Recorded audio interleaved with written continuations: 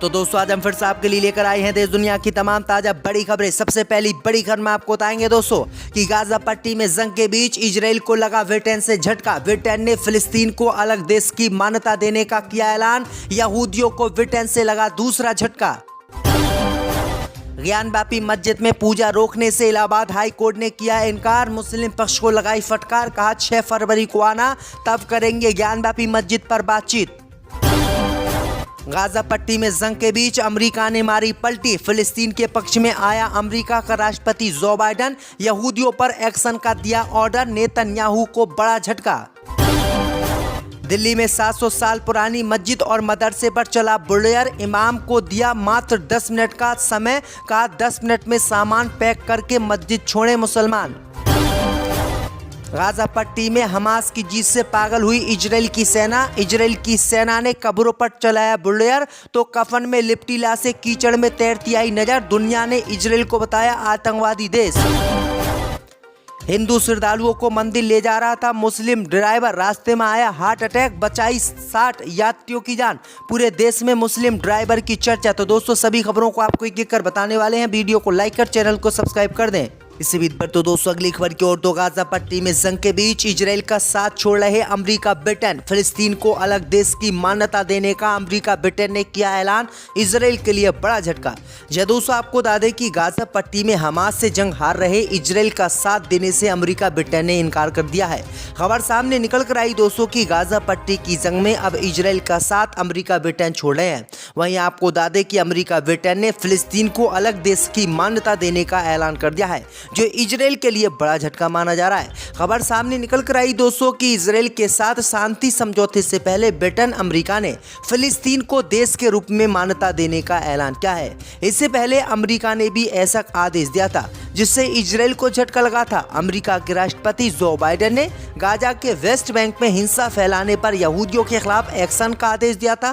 गौरतलब है कि इजराइल का गाजा पट्टी में जंग के बीच अमेरिका ब्रिटेन साथ दे रहे थे, लेकिन अब अमेरिका ब्रिटेन ने इजराइल का साथ देने से इनकार कर दिया और इजराइल के 2 टुकड़े करके अलग फिलिस्तीनी देश बनाने का ऐलान कर दिया, जो इजराइल के लिए बड़ा झटका माना जा रहा है। इसी बीच पर तो दोस्तों अगली खबर की ओर। तो ज्ञानवापी मस्जिद के तहखाने में होती रहेगी पूजा। मस्जिद पक्ष को इलाहाबाद हाई कोर्ट से लगा झटका। इलाहाबाद हाई कोर्ट ने पूजा रोकने से किया इनकार। दोस्तों आपको बता दें कि ज्ञानवापी मस्जिद के तहखाने में पूजा के खिलाफ मस्जिद कमेटी इलाहाबाद हाई कोर्ट पहुंची, लेकिन इलाहाबाद हाई कोर्ट ने मुस्लिम समाज को कतई राहत नहीं दी। दरअसल आपको बता दें कि मुस्लिम समाज ने ज्ञानवापी मस्जिद के तहखाने में पूजा करने के अधिकार पर रोक लगाने की मांग की थी, लेकिन आपको बता दें कि इलाहाबाद हाई कोर्ट ने इस याचिका को खारिज करते हुए मुस्लिम पक्ष को झटका दे दिया और ज्ञानवापी मस्जिद के तहखाने में पूजा रोकने से इनकार कर दिया और मुस्लिम पक्ष से कहा कि आप 6 फरवरी को आइएगा और 6 फरवरी को हम इस पर बातचीत करेंगे और फैसला सुनाएंगे। इसी बीच पर तो दोस्तों अगली खबर की ओर। तो इजराइल की सेना बनी शैतान। गाजा पट्टी में कब्रों पर चलाया बुलडोजर, कफन में लिपटी लाशें कीचड़ में तैरती दिखी। दोस्तों आपको बता दें कि गाजा पट्टी में इजरायली सेना का शैतानी रूप सामने आया है। खबर सामने निकल कर आई दोस्तों कि इजराइल की सेना ने हमास से पिटने के बाद गाजा पट्टी में हमास के लड़ाकों की कब्र पर बुलडोजर चला दिया है और इसमें आम जनता की कब्रें भी थी। खबर सामने निकल कर आई दोस्तों कि इजराइल की सेना ने जैसे ही कब्रों पर बुलडोजर चलाया तो कफन में लिपटी लाशें कीचड़ में दिखाई दी और ये लाशें तैरती हुई दिखाई दी, जिसके बाद पूरी दुनिया इजराइल पर आग बबूला हुई और इजराइल को आतंकवादी देश कहते हुए इजराइल की सेना के खिलाफ कार्रवाई करने की मांग की।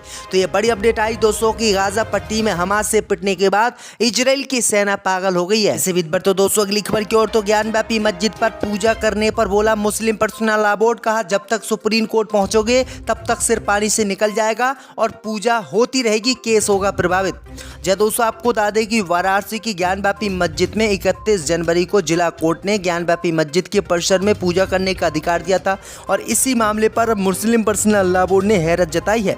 दरअसल आपको बता दें कि मुस्लिम पर्सनल लॉ बोर्ड ने कोर्ट के फैसले को गलत बताया है और कहा है कि कोर्ट ने जो फैसला दिया है वो बिल्कुल गलत है।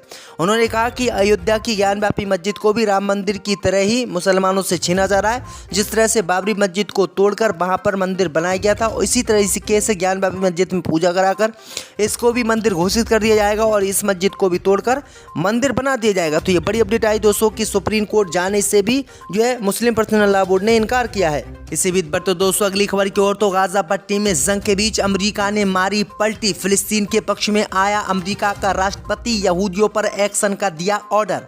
जय दोस्तों आपको बता दें कि गाजा पट्टी में जंग के बीच अमेरिका ने पलटी मार ली है। अमेरिका अब फिलिस्तीन और हमास के समर्थन में आ गया है और अमेरिका के राष्ट्रपति जो बाइडेन ने यहूदियों पर एक्शन का ऑर्डर दे दिया है, जिससे यहूदी इजराइल छोड़कर दूसरे देशों में भाग रहे हैं। खबर सामने निकल कर आई दोस्तों कि अमेरिकी राष्ट्रपति जो बाइडेन ने फिलिस्तीनियों का पक्ष लेते हुए यहूदियों पर एक्शन लेने का बड़ा आदेश दे डाला है।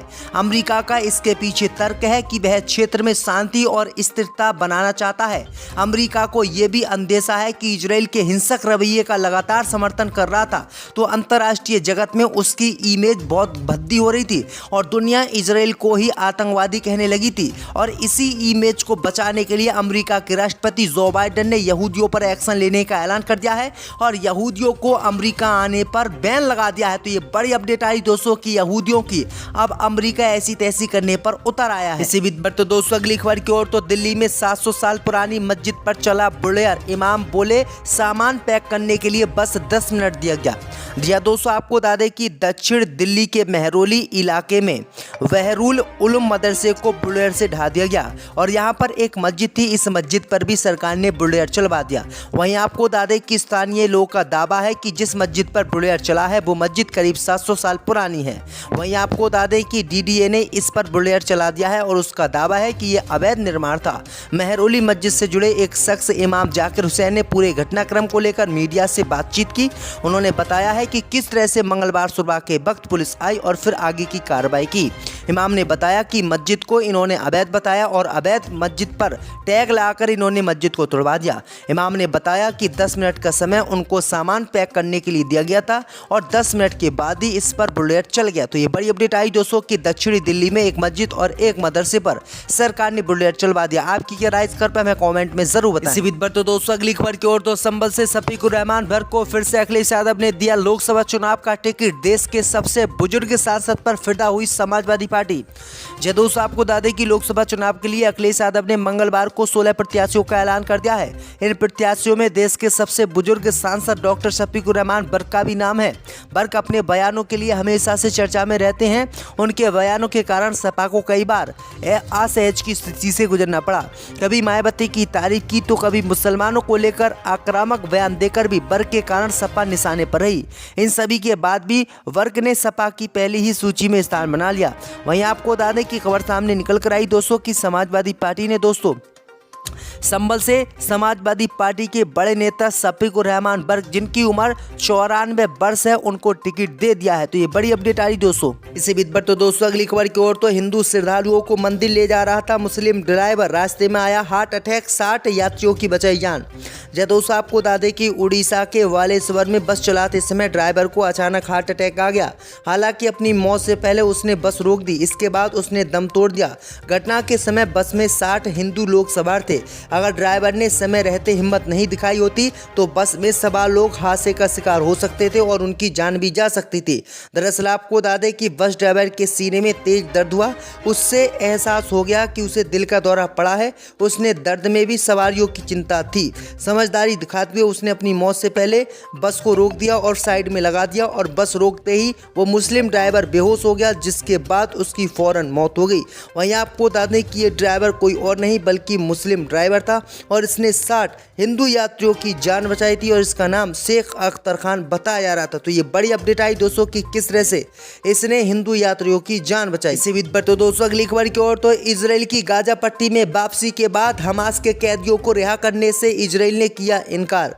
जय दोस्तों आपको बता दें कि इजराइल के प्रधानमंत्री बेंजामिन नेतन्याहू ने गाजा पट्टी में चल रही युद्ध की वार्ता के दौरान हमास की 2 प्रमुख मांगों को स्पष्ट रूप से खारिज कर दिया है। नेतन्याहू ने गाजा से किसी भी वापसी से इनकार कर दिया है और फिलिस्तीनी समूह द्वारा किए गए दोनों अनुरोधों को जेल में बंद हजारों हमास के लड़ाकों की रिहाई को खारिज कर दिया है। दरअसल आपको बता दें कि हमास ने इजराइल से कहा था कि अगर इजराइल गाजा पट्टी को छोड़ देता है और वो यहाँ से अपनी सेना को ले जाता है तो वो उसके कैदियों को रिहा कर देगा। और इजराइल ने जितने हमारे लोगों को गाजा पट्टी से गिरफ्तार किया है उनको इजराइल को छोड़ना होगा, लेकिन इजराइल ने ये बातें हमास की मानने से इनकार कर दिया, जिसके बाद हमास ने इजराइल के बंदियों को छोड़ने से भी इनकार कर दिया। यानी बराबर की चोट गाजा पट्टी और इजराइल में चल रही है।